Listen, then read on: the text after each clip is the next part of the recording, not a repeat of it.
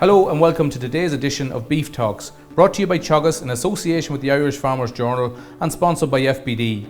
My name is Adam Woods and I'm Beef Editor with the Irish Farmers Journal, and today's topic for discussion is grassland management and nutrition and hitting targets during an animal's lifetime. And I'm delighted to be joined by Dr. Mark McGee, Principal Research Officer here in Teagasc Grange, Catherine Egan, who is a beef specialist with Teagasc based in the west of Ireland, and Terry Carroll, a business and technology advisor based in County Kilkenny.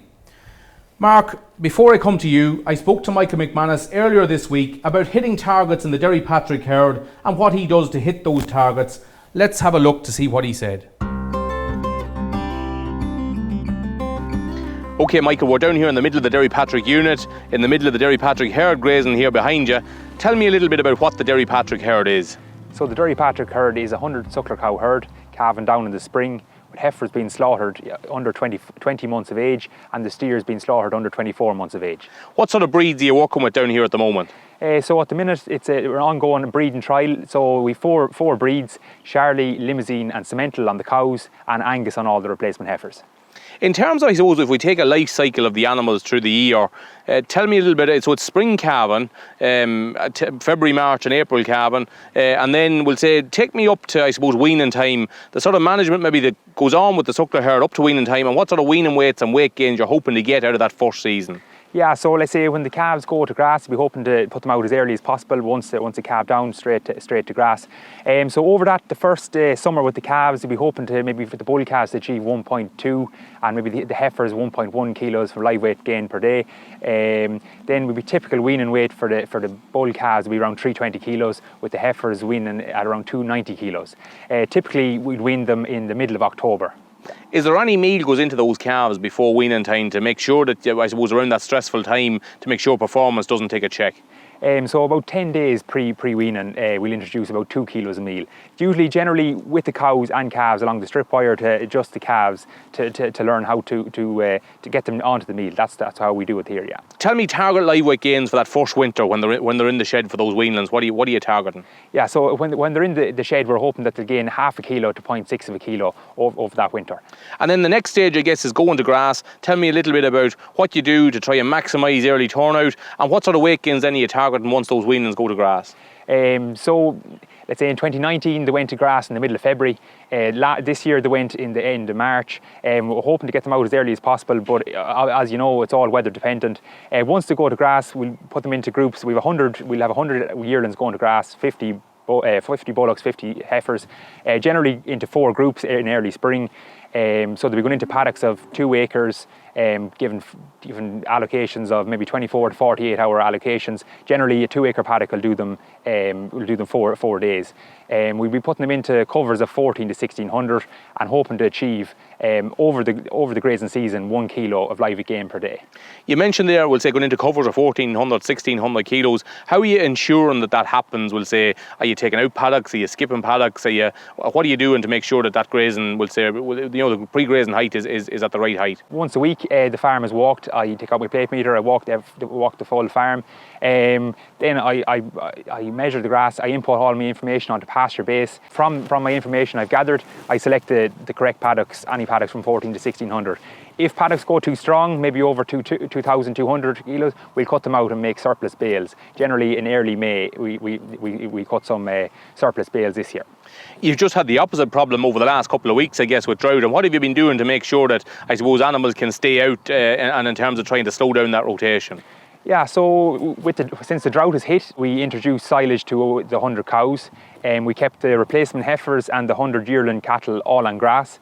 Our grass went down at one stage to 21 kilos of dry matter growth a day, so we had a demand of 24, so it's quite tight at one stage. We introduced silage to the 100 cows. The calves were allowed creep graze into the field next door, so they were able to get allocation of grass, and the cows got silage. Now that lasted for about 10 days, so we were happy to get back to grass soon as possible. And growth has returned to normal, and you're really looking around us here today. The place is looking very well. It's very, very green. In terms of live weight gains during that finishing phase, what's your targets on Derrypatrick? We'd be targeting maybe 0.9 to a kilo a day over that finishing period. And then in terms of carcass weight for your steers and carcass weight for your heifers, where do you want to get to? So last year's steers killed out at an average of 383 kilos, and the heifers killed out of an average of 329. And in terms of, do you want to improve that going forward, or are you using genetics to try and maybe improve that, or where do you see that going? At the minute, I'd say with the increase in genetics, we'll be hoping to maybe stay the same, if not increase further our carcass weights going forward. Okay, Mark. Michael talked about the importance of the first winter and hitting target growth rates for that first winter down on the Derrypatrick herd. Tell us a little bit about the target growth rates for cattle for that first winter. Okay, Adam, I suppose the target growth rates, what we're trying to do here is, I suppose, a compromise between animal performance and feed cost savings. So essentially, we're not trying to feed the animal to its potential. We're feeding it at a moderate growth or at a moderate level to achieve a moderate growth rate. So typically, the targets we're talking about are somewhere in the order of 0.5 to 0.6 of a kilogram live weight per day. So in other words, we can exploit compensatory growth during the subsequent grazing season. If we were in a bull system with maybe under 16-month bulls, is there merit in pushing that weaning harder for that first winter, or what does the research say there? Again, it'll very much depend on the market for animals going back to grass. You target the moderate growth rate. However, if you're selling the animal out of the shed, say at a mart in spring, then there's merit in feeding a higher level, and also if you're trying to hit a target, much higher target live weight earlier in the animal's life, then the system changes. Is it just about feed, or is there an awful lot else there in terms of a combination of factors like health, genetics, management, daily management? It's not just all about feed, is it, for that first winter? Oh no, there are a multitude of factors, I suppose. Initially, I suppose, when we talk about we house the animals, obviously the accommodation that the animal is housed in is hugely important. And then we're talking about stocking rates, we're talking about feeding space, we're talking about ventilation. Again, we're also talking about having fresh, clean water. In terms of health, we need to be on top of our diseases, our endo and ecto parasites, and also our respiratory diseases, so vaccination policy. And those would have been covered earlier this week in earlier beef talks. Mark, every year we talk to farmers about compensatory growth and availing of that compensatory growth. Explain to me in very simple terms, what is compensatory growth and how can farmers avail of it? Compensatory growth is the ability of an animal to have an accelerated growth after a period of undernutrition when it's subsequently offered a high quality feed ad libitum. So in the context, say, of our grass-based beef systems, we feed the animal to achieve a moderate growth rate over the winter when we're feeding an expensive feed, and then we avail of compensatory growth at pasture when we're offered the cheaper produced pasture. So in effect, we don't feed the animal to its potential during the winter, we let the animal exhibit its potential later on during the grazing season. And in terms of, I suppose, some of your research that has looked at that, what have you found? We've a nice little slide here, I suppose, showing compensatory growth. I suppose a picture tells 1,000 words. At the beginning, these are suckler bred weanlings, and we house them at the end of the first grazing season, so they're just recently weaned. At the beginning of the season, there's no difference in growth rate between the two treatments. Our two treatments were we're essentially feeding 1.5 kilograms of concentrate per head per day and 0.5 kilogram of concentrate per head per day. And it's important now to note here that the silage quality is very good. The DMD is in the order of about 72 or 73%, so very good quality grass silage. At the end of the first winter, we can see there's a 25 kilogram difference in growth rate between the two animals. So the ones that receive the heavier or the higher level of concentrate are 25 kilograms heavier. We then turn them out to pasture, and we find that if you look at the graph there, that the lines gradually close as the grazing season progresses. So that by, say, even July, that 25 kilograms is reduced down to about 5 or 6 kilograms. And by the end of the grazing season, that is even reduced further down to 4 kilograms. So about 85% of the difference in live weight at the end of the winter has disappeared, so to speak, at the end of the grazing season. So in effect, we've probably a feed cost saving there of in the order of over 100 kilograms of concentrate in that example. Obviously, if the silage quality is poor and the concentrate feed levels are greater, that difference would be substantially greater. In terms of, and that's the follow-on question, if the silage quality was poor, would you still have to go in with that 1.5 kilos of concentrates to get that minimum weight gain over that first winter? Okay, I suppose the key requirement, I suppose, in terms of growth rate over the first winter is energy intake. And silage digestibility is the key factor influencing that. If you look maybe at the next slide, this addresses the issue. In the chart there, in the figure, we have grass silages going from about 60 DMD all the way up to 75 DMD. And we can see that when we're feeding very, very good quality grass silage, we only need about 0.5 kilogram of concentrates per head per day. Whereas when we're feeding poor grass silage, such as 60 DMD, we need to be feeding nearly close to 3 kilograms of concentrate. So as you move from, say, the right-hand side of that graph over to the left, your feed costs increase substantially.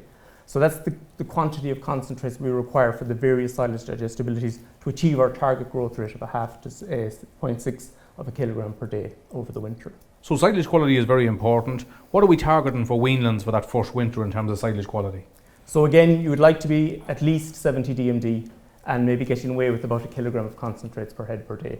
After that, costs ramp up substantially. And as we move, say, from the good quality silage over to the poor quality silage, the cost of feeding a weanling can increase by up to 70%. And that's absolutely a huge amount of money in the context of beef production.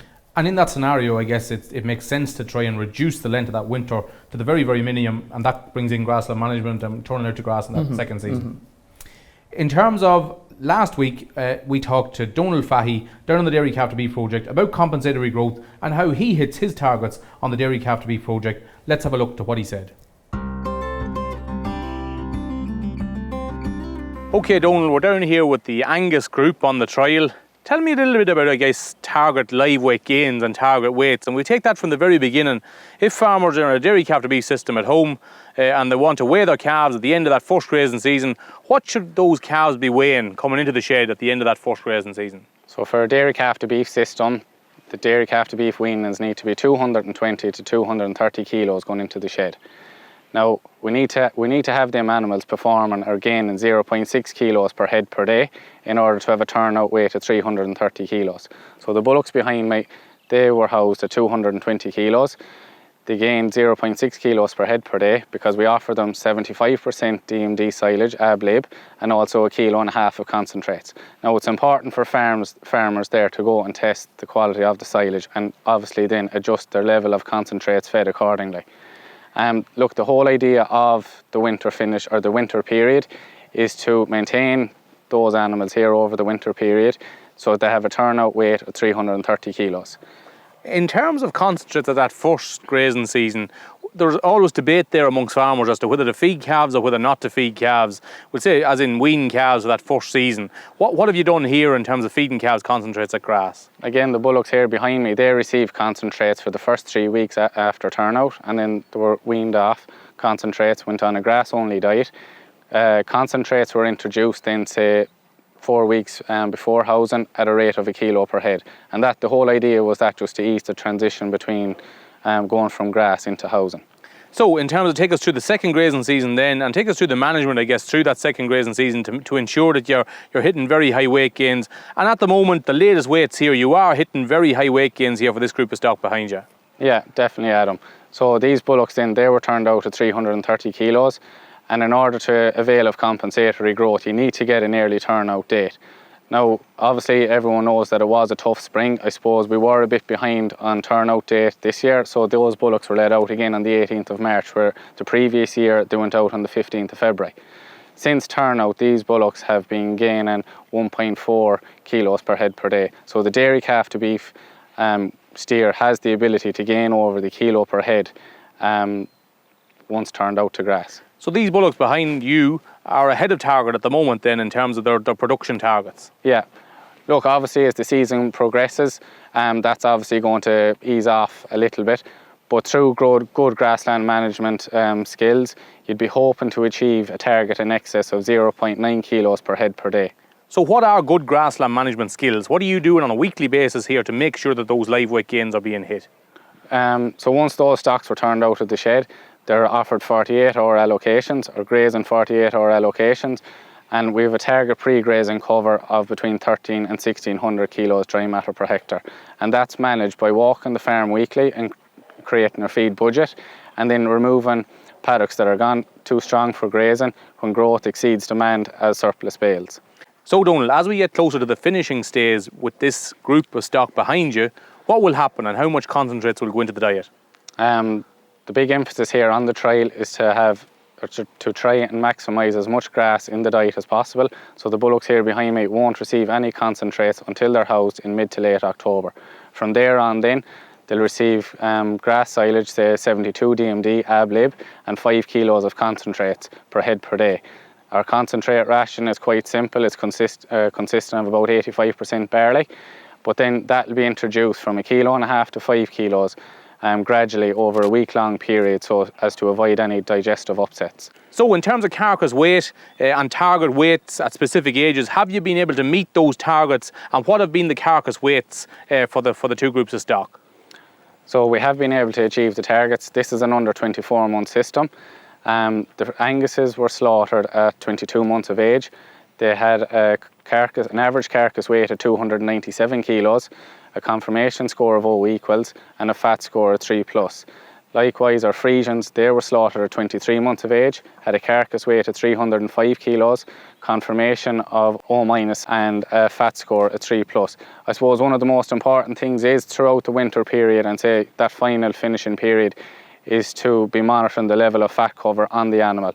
In order, I suppose, that animals are drafted at the appropriate time, so to maximise your carcass value and minimise your feed costs. And we do that here in Grange by weighing cattle on a fortnightly basis and body condition and scoring them.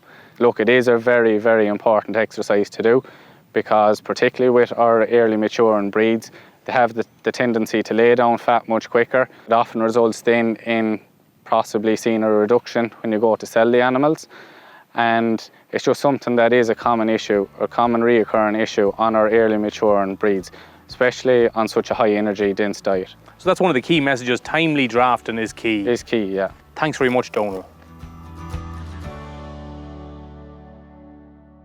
Okay, Mark, we've talked about overfeeding. Is there a risk that we could underfeed those weanlings for that first winter? Oh yeah, that's a very, very much a definite, a real risk, and it's happening in quite a few farms out there. I suppose the key point here is that cattle growing too slowly, and again we're talking about less than 0.5 kilogram per day, so cattle growing at say 300 grams per day, those animals will not be able to compensate at pasture. They don't compensate to the same ability, and a key point then is that they don't hit their target performances after, or target weights after that. So there's a knock-on effect for the duration of the system. Does that mean that it's a longer finishing period then, in terms they'll never make that lost weight up? That's the thing, you're always trying to play catch up, and that has implications at the very, very end of say the animal's life, where you have an extended finishing or an older animal at slaughter. So some of the reasons for underperforming for that first winter is the underfeeding. So poor quality silage, not enough concentrates going into that animal for that first winter. Yeah, so essentially we need to know the quality of our forage. That's the starting point. So there's no point in talking about feeding weanlings unless we have a handle on the nutritive value of the grass silage on offer. Once we know that, then we can target our supplementation accordingly to achieve our growth rates. And again, bear in mind the environment that the animal is in terms of health, the accommodation, etc. All those boxes have to be ticked as well. So if I was a farmer with 100 weanlings in a slatted shed next winter, what would you be saying to me to maximise my, I guess not maximise my weight gain, but make sure my animals are performing to their potential for that first winter? Again, so it's back to, I suppose, once we say house the animals, that the accommodation is sufficient so that the animals aren't overstocked in the pens. They have sufficient feeding. That's particularly important when you're feeding the concentrate, so that essentially everybody can get to the feed face at the one time and animals aren't restricted. We also, again, a good, clean, fresh supply of water that's available to the animals. We don't want to be highly stocked either, so stocking rate according to the animal weight. Also our health, our biosecurity, our health protocol, again, we need to bear in mind parasites, endo and ectoparasites, as well as say our respiratory disease. So issues like poor ventilation can lead to subclinical respiratory disease in a shed. So everything could be fine in terms of the nutrition, but the animals still aren't performing. So there's another reason there. So it's a combination of a number of things. Yes, yes. Thanks, Mark. I'm going to come back to you at the end with a round-up question. I'm going to move on to Catherine. Catherine, I guess Michael has talked about grassland management, Donal has talked about grassland management, and Mark has touched on it as well, I guess, in terms of that second season at grass. But yet, farmers out there, they're not maybe doing the best to their potential in terms of grassland management. Why do you think that is, or why is it a hard barrier to cross to get that message across to farmers? That's right, Adam. There's huge variability across a number of farms that are achieving live weight gain. I suppose the big thing that we're seeing is some of the top grassland management performers, they're able to achieve up to 1 kilo a day and more over the grazing season, whereas some of the poorer performers aren't achieving that. When we look at the top grassland management performers, they're able to achieve the 1 kilo live weight gain through high leafy quality, high digestibility sward that they are offering the animal, versus when you look at some of the swards that are poor quality, they have STEMI content. This is reducing the intake that the animal has, and overall it's reducing the live weight gain intake along with overall their lifetime performance. If we're looking over the whole grazing season from early March to into November, across the grazing season, some of the top performers that are achieving the 1 kilo a head per day versus which would be typical on farm, maybe 0.6, 0.7 of a kilo, there can be a difference of up to 60 kilos over the grazing season. And now, as Mark has mentioned, over the finishing period, taking that animal indoors on a high cost system, concentrates and silage has to make up that extra 60 kilos, versus if we're looking at selling it as a store, even at €2 a kilo, well, there's a difference there of €120 a head. So you mentioned there farmers doing 1 kilo a day at grass, and you mentioned farmers doing maybe 0.5, 0.6 of a kilo a day at grass. What's the difference between those two farmers, or what sort of a system has the farmer got that's doing 1 kilo of grass? Is it infrastructure? Is it walking the farm every week? Is it reseeded swards? Is it soil fertility? What's the difference in those two farms? Yeah, I suppose, Adam, it's a combination of all of those. Really, we're looking at the top performers have a good paddock system. So for each group of stock that they've 7 to 8 grazing paddocks allocated to each group. They're targeting the ideal cover of 8 to 10 centimetres. They're grazing the paddock for 3 days, and then they're rotating back that they're standing in the same paddock again in 21 days. And that's coming back to they're offering the stock quality sward, whereas alternatively where stock are grazing a heavy STEMI sward, they're not able to meet the intake, and that's where we're seeing the decrease in live weight gain between the 0.5, 0.6 versus the kilo, as you mentioned. I suppose alternatively, there is an issue on farm where you're seeing the difference in soil fertility on farm. That's causing impact with regard to the amount of grass they're growing, and also impacting with regard to the amount of grass that's going into the animal's diet. With regard to the infrastructure on farm, there is a simple message that even if farmers put in a simple paddock system for one group and manage it correctly and target the ideal covers and take out surpluses when they're come ahead and manage deficits as they see, we can see that the differences that will make, and we'll see that on the farm of John Watchorn. Nationally, we have low soil fertility on dry stock farms. How can we rectify this?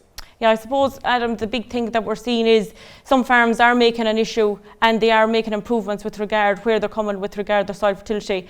Nationally, only 20% of soil is at optimum levels for pH, P and K. Over half of the soils are low in pH, which is below 6.2, and half the soils are low in index 1 or 2 for P and K. The big change that we're seeing is in relation to applying lime. It's very cheap to rectify lime, 20 to 25 euro a tonne applied.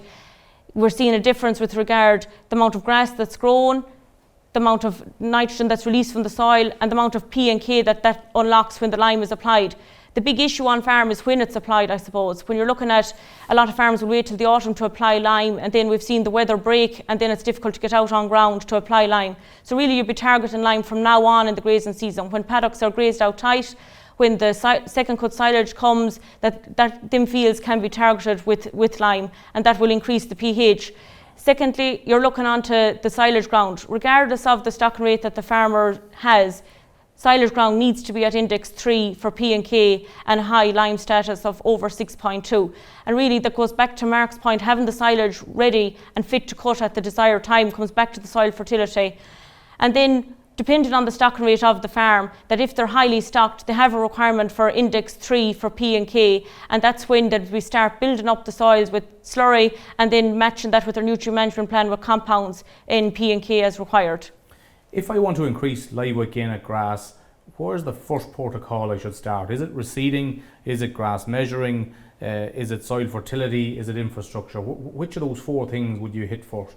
Well, first of all, you'll be starting with your grazing infrastructure. We can put in a very simple infrastructure plan with temporary reels. Once the water troughs are centrally located, that will give us a starting point on where we are with managing grass and targeting the ideal covers. I suppose we're going to get a huge response from increasing the pH of the soil alone. For every €100 that's applied on lime, there's a €700 response from the grass that's growing. So there's a great bang for your buck from what you're getting back from that. So that's where you're going to see the biggest response from it. And then going to your silage ground, going to your grazing ground, then depending on your stocking rate. And once those are corrected, then that's when we start focusing on reseeding. What's happening out there on farms at the moment in relation to grassland management? We've almost moved from drought conditions to difficult grazing conditions in the northwest in the last couple of days. What are you seeing out there? Well, in the last 3 weeks, when we look back 3 weeks ago, we had soil moisture deficits of 70 to 80 millimetres. That caused huge restriction of growth on farm, and farmers having to supplement back with meal and silage at grass. Whereas now, with all the rainfall that has come fast forward on, you can see growth rates are expanding and extending past what the demand is on farm at the moment. So there's an opportunity there that farmers can start to take out surplus as they start to arrive. The big thing that farmers will need to look at is managing what's there at the moment, keeping quality in the sward at the moment, and making sure that that's the quality that's going into the animal to maximise performance. Walking the farm on a weekly basis, seeing what grass is there ahead of them at the moment, that they're able to get maybe 12 days grass, targeting 12 days grass ahead at the moment, and that they're grazing out paddocks tight to 4 centimetres. And that will ensure that the quality of grass is going forward. If you think you need to top, skip that paddock and move on. By taking out that paddock as surplus bales, you're building a reserve, and you're also ensuring that the animals have quality grass in front of them coming forward. Final question, I guess some farmers out there will say suffering from drought conditions, and the knock-on effect of that has been a very, we'll say, low yield in first cut of silage, and some may be short on fodder. What's the advice out there for those farmers? Yeah, we started in spring 2020 with a huge amount of fodder reserves there across a lot of farms, and we're seeing from first cut silage that it's back 20 to 30%. And a lot of farmers had to feed back silage during the drought conditions, and that has led to the amount of silage that's actually there in the yard isn't where it needs to be for the winter period. As grass growth now at the moment is starting to is exceeding demand, there's an opportunity there that some surplus bales should be made on farms at the moment. The other alternative is if a farmer feels that they're short at the moment, they can apply extra fertiliser and take up a second cut where they normally might not have had and harvest in mid to late August. The other option will be, if they still think that they're having issues or they're worried or concerned, to talk to the local Teagasc advisor and complete a fodder budget. Like we've seen this in 2018 where we had a drought. There is a kick on now from growth rates across farms, and there's still opportunities there to make surplus bales to avoid any fodder problems this winter. Thanks for that, Catherine. Now, earlier this week, I visited John Watchorn, an award-winning County Wexford farmer, to see how he hits performance targets on his farm. Let's see what he had to say. Okay, John, we're here in the middle of South County Wexford. Tell me a little bit about your farm and your farming system. I'm a dry stock farmer. I'm farming approximately 40 hectares. I buy weanlings and put them to beef. I buy mainly Friesians, Angus's, Herefords and Limousines off the dairy herd. I buy them approximately 240, 250 kilos in the autumn, and I bring them to beef at 24 to 28 months of age. Tell us a little bit about, I suppose, the important points in a trading system that you see as being important for profit in this business. Maximising potential off the grass, early turnout, extending the grazing season, utilising good leafy grass to get as much weight on them animals as cheaply as possible. When you're buying in these animals, what are you looking for in those animals? Are you buying them in the mart or are you buying them on farm? And what are you looking for in an animal when you're buying them? I'm buying them in the mart. When they arrive here, they'll get an IBR vaccine, and I'll start them on a bit of meal out on grass. Then I'll probably house them mid to late November, and I'll be hoping to achieve 0.6 of a kilogram live weight gain over the winter period. And I'll be hoping to get them back out to grass in the early spring as possible, hopefully mid to late January. I'm making sure I produce quality silage. I cut it in mid to late May, and then in the autumn time I make certain I get a silage test done, which will give me the DMD and the protein content of that silage. And then with that information I'll be able to go to my Teagasc advisor and see what sort of protein ration I need to feed them animals so I can hit those targets. So I'm not buying protein, an more expensive ration I don't need, or I'm feeding enough protein that I do need to try and hit those targets. My target would be to hit a kilogram per day for the grazing season. In the beginning of January, I would go out and do a farm walk, and I would see what my farm cover is, and I'd then sit down and do a calculation to see how much grass I had for that first rotation to get me to the 10th of April, and to see how many animals I can turn out. So we'll say you get to the 10th of April, first rotation is over. I guess you have to make sure the grass is leafy, the grass is good quality, but what are you doing to make sure that happens every time they go round? So I'm measuring grass there consistently. I'm using pasture base to feed me the information I need, because I put my stock figures into pasture base. It'll show me what my demand is versus the growth. what my farm cover is, and it'll show me how many days ahead I have and whether I have a surplus developing. And I try and maintain the quality in the grass by taking out them surpluses. So take us on then, we'll say that's the grazing season, we'll say come sort of September, October time. What's the next stage then? What happens? Do you go in with meal at grass, or do you wait until you go into the house to start feeding meal? I wait till I go into the house to start feeding meal. In the autumn time I'll try and extend my grazing season, and I'll start closing off paddocks for the following spring from the 10th of October.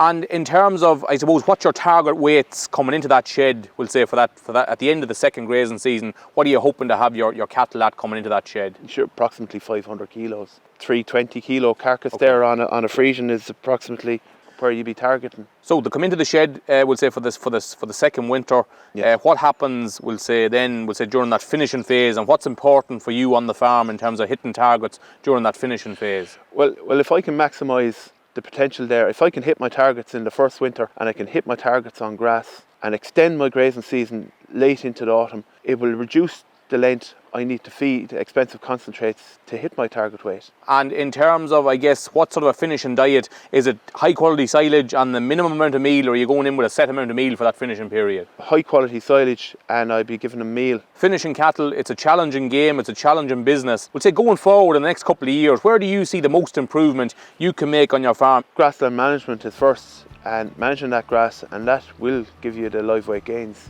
And the better the grass you have, the better the gains you have. The more grass you can grow, the more cattle you can graze. John, thanks very much. A great family operation down there in County Wexford. Terry, I'll come to you. I guess the question comes up at this time every year in July and August as to whether farmers should be feeding concentrates at pasture, I guess to promote live weight gain at pasture and to put a finish on animals. What does the research say, and what are you advising farmers? Yeah, look, Adam, that's a hugely relevant question at this time of the year. You're after the first week of July now, and people will be wondering, should it be introduced in meals? Look, Catherine touched on quality of grass, and I mean, it's hugely dependent, nearly fully dependent on that grass you're offering to the stock. And by that I mean both the quality and the quantity of grass. And I've just looked at the quality first. I mean, are we offering these, like people that know cattle early in the year, cattle perform really well because you're given nice quality grass, it's all leafy, and animals thrive real well. And if we're getting out cattle early in the year, maybe, please God, from February onwards, there's a super gain nearly in all farms up to the end of May. Naturally, grass then starts seeding out from sort of the 20th of May onwards. So we're here now, the 9th of July. What's our grass like? If we are able to offer animals these covers of maybe 1,500 kilos of dry matter, maybe 8 to 10 centimetres of grass that Catherine was referring to, and that's a leafy sward of grass, there's absolutely no problem but cattle should gain quite well in that there and gain over a kilo of live weight gain a day. But we see too often on farms that that grass this time of the year is poorer quality, and what makes it poorer quality? Well, it's a function of the management skills probably there from May onwards. And if you don't have a paddock system, if you don't have soil fertility right, if you don't have good clean outs before that, you won't have a sward of grass that you can offer cattle that will perform to that level on. So meals often are a substitution for maybe poorer grass that we're offering. So if it's top quality grass, very leafy, we'll say capable of putting on high live weight gains, you're saying no concentrates? I'm saying at this time of the year in July, there should be no need to offer concentrates to bullocks or heifers where you have quality grass. Now look, I mentioned quantity of grass earlier, and obviously quantity was a problem with the drought back in the month of May and into early June. But quantity can also be a factor if you ran into, say, particularly in the next month or two, very wet weather. The quantity, the intake amount that the animal can get in of dry matter can be a problem. So it's back to a supply issue. You might have the grass there, but if it's very low in dry matter, there may be a problem there with getting the dry matter intake into the animal. So I would be advocating, and I wouldn't stop any person from feeding meal there in the months of August, September into October, if even with that quality grass, particularly if the dry matters of it are low. Mark, I'll come to you on that in terms of research. Have we research here in Grange to say that, I guess, finishing animals towards July, August, we'll say supplementing them at pasture with concentrates, is that the right thing to do? Again, well, I suppose just to reiterate what Terry said, but again, If grassland, if the grass quality isn't as good as you would like, then there's a case to be made for a relatively low level of supplementation, and you get a reasonably good response. When you say low level of supplementation, what are we talking about? So we'd say roughly, say a half a kilogram of concentrate, say per 100 kilogram of live weight. So a 500, 600 kilogram animal is getting about 3 kilos. Okay. Terry, back to you. In terms of, I guess, finishing rates or meal supplementation rates and ingredients, what should farmers be looking at in terms of, we'll say, feeding animals at pasture over the next 2 months? Yeah, like feeding at grass and feeding indoors are different, obviously. So when we're out at grass, the one thing we're watching in our concentrate is energy, because our grass is in the high teens in protein, so protein is not an issue. So we need to get energy in. So we're talking about our cereal-based feeds there. So some people will feed straight barley, and that can be fine. Often maybe slight palatability issues with that. So some people would offer maybe a barley and fibre source, or maybe even a three-way mix of a barley, fibre and a protein. Regarding overall protein in the ration, while the protein of the grass is very high, we'd still probably like to have something like 11, 12, 13% ration that we're offering, and a well-balanced ration. Now, the other thing I would say there, afraid I forget to come back to it, on the whole feeding of meals outside, like, safety is absolute king. So I'd prefer a farmer not to feed meals out of grass if he or she cannot do it in a safe manner. And, you'll have some people with maybe a big group of cattle feeding that they probably have a fairly mechanized system for doing that, and a safe system. And you'll have some people maybe with a handful of bullocks or heifers there that they're finishing off. You can't start walking into groups of animals with meal. We all know that. The whole thing is to keep remembering that. One wrap from an animal and it's all over. So safety has to be king. And if you haven't that worked out beforehand, please don't do it. That's an important message. I guess you mentioned there about the difference in rations of feeding at grass versus feeding indoors. What are the differences? Yeah, so energy is the big one we're watching outside when we're at grass, because our protein box is largely ticked. When we're coming indoors then, while there are a lot of things to watch indoors, and Mark touched on them on the other issues of ventilation, stocking rate, etc., health. If you're just looking at the actual nutrition, then our concentrate there needs to be balanced for energy and protein. But the first thing that we must do when we're on a feeding program inside is know what the forage quality is. And Catherine mentioned about that earlier. So test our silage. If we're into a silage and meals finishing system, which a lot of farmers would be, typically finishing steers might be on silage and 4 to 5 kilos of meal. Others may be on adlet meal, that's fine. But if we're on the silage and meals, know what the quality of that silage is. And I mean, if you test that silage and find out it's 67 or 8% DMD, well, that silage is not good enough for entering onto a finishing program with stock. So really, you should be looking, sit down with your Teagasc advisor, go through, we have a very good ration reckoner program there where we can go through all options for feed. But more than likely with silage of that moderate quality, you will be into a higher level of meals, maybe even up to adlet meals. So get our protein and energy right on our ration, and obviously have our minerals in it as well. And an overall balanced diet probably of 12 to 13% protein on a dry matter basis. Mark, sometimes we see, I'll come back to you again, sometimes we see, we'll say a list of ingredients on the back of a ration bag, and there could be 20 ingredients on that bag. Is that all justified in terms of all those different ingredients? I know you're running a very simple ration here in Teagasc and Grange. Yeah, ultimately I think it all boils down to the net energy values assigned to the ingredients. So it is probably justified on a least cost basis. So once the correct net energy and protein values are assigned to the raw materials, then you just formulate that. It's just maths. So you just formulate to hit the required spec. So obviously the ingredient composition matters.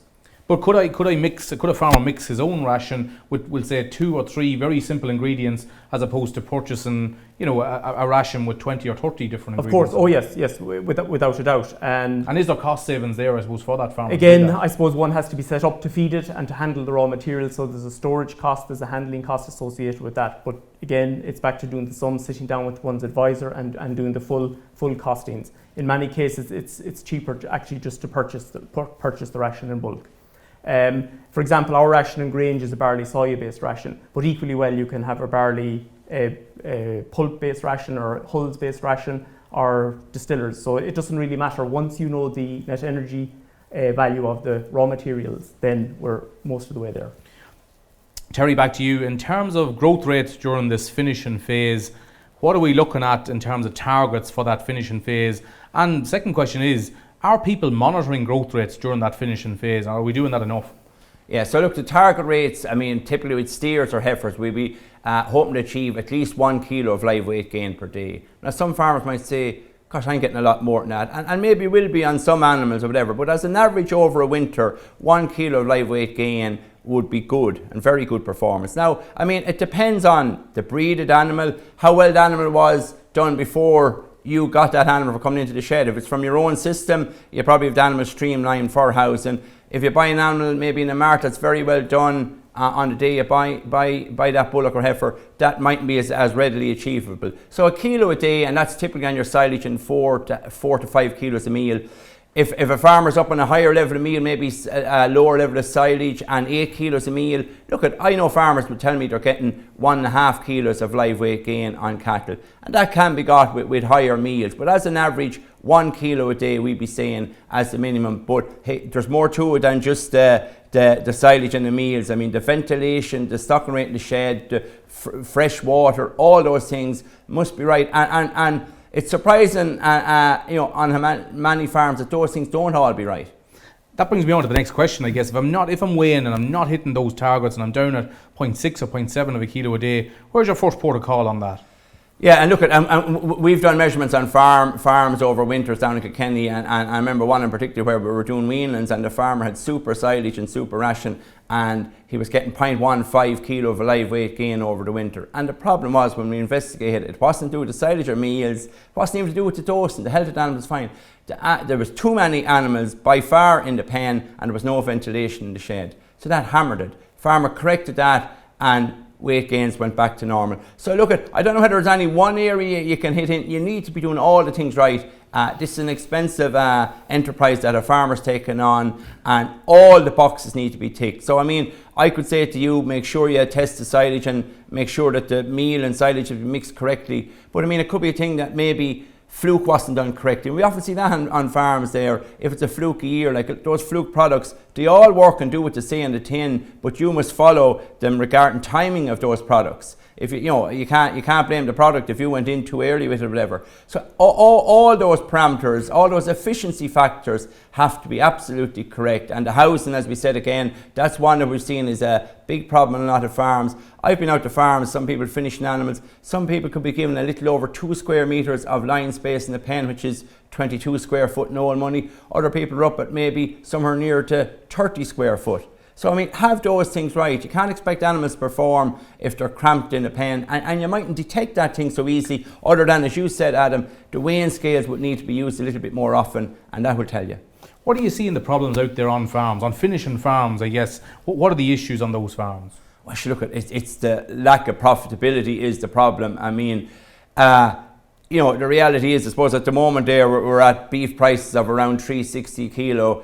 And like farmers will tell you, and we're out of grass now, the profit margin is going to be very small. If those figures translate on into the winter period, and we're talking about finishers buying their cattle, to be honest, you'd want to be buying the animals a lot less to try and have any hope of making a margin. And that's no good for the man producing the animal. That's him going out of business. So, in simple terms, probably the pie is too small to be carved up between a man producing the animal and a man taking that animal on to finish.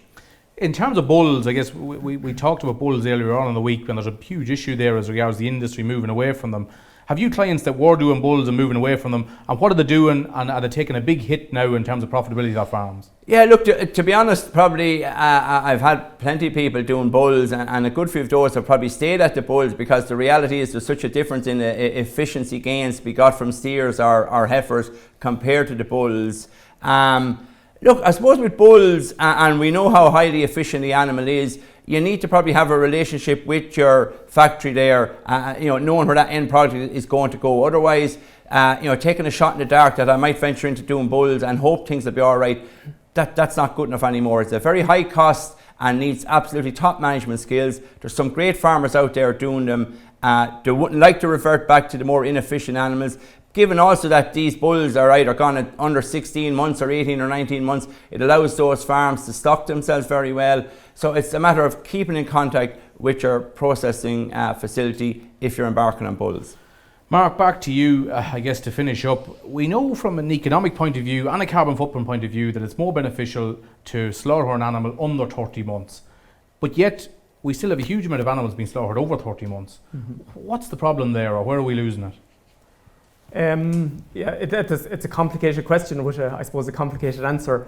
I think it's a multitude of factors. So it's the factors, say, that I outlined, the Catherine outlined, and the Terry outlined, added up. So essentially, say, for the first winter, you're back 20, 40, 50 kilos. Second grazing season, 50, 60 kilos. And the winter finisher is left to sort of try and catch that up, and he's unable. So therefore the system sort of changes because you're so far back. It doesn't pay to have an extended winter finishing. You just say, I'll turn the animals out for a third grazing season. So we're automatically slotting into a third grazing season, which means animals are older.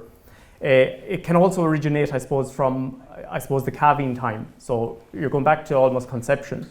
So that late calving cows and light animals, and then you're playing a catch up with those. So they haven't had the opportunity, and they don't slot in or don't align well with our production system, so that you're feeding them or trying to catch up during the most expensive part of the year. You've missed the grass opportunity. So there's an element of that as well, so that particularly late born animals, and then you're always trying to catch up. If that's, I suppose, if you superimpose then the issues that we've outlined earlier in terms of, say, poor quality silage, a poor grassland management, then that escalates so that you end up with an older animal at the end of the day. Thanks, Mark. Okay, folks, that brings us to the end of today's show. I'd like to thank my guests, Dr. Mark McGee, Catherine Egan and Terry Carroll. I'd also like to thank FBD, who sponsored this week's events. I'd also like to thank the farmers that participated in today's show. Don't forget to tune in to tomorrow's show. It takes place at 12 o'clock, and I'll be speaking to Pierce Kelly, Paul Crossan and Kevin Hanrahan about issues in the industry going forward, how we face those challenges and how we overcome those challenges and take on the opportunities in the future. And as always, until next time, safe farming.